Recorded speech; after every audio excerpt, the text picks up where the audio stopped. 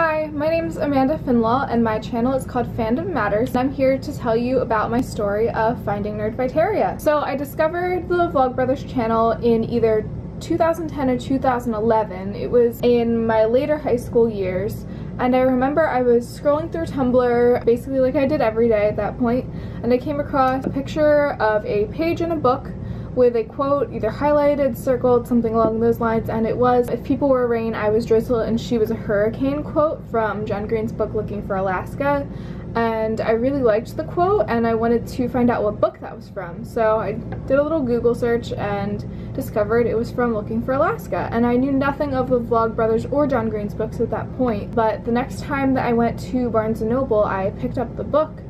And in that book was a Nerdfighter note. If you don't know what Nerdfighter notes are, they're something that Nerdfighters were doing back in that time primarily to raise awareness of the community by putting notes in John Green's books in bookstores. And if I hadn't picked up that specific book with that specific note in that specific Barnes & Noble that day, I may not have ever found the Nerdfighter community and my life would be very different and I would be worse for it.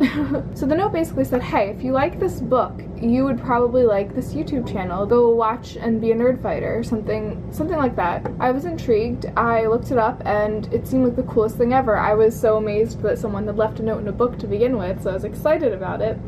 And I started watching the videos. I read Looking for Alaska and really liked it. And then sometime later in that year, I went back and watched all of the Vlogbrothers videos and discovered how amazing the community is, learned about all the funny in-jokes from back in 2007 and 2008, and really enjoyed being part of the community.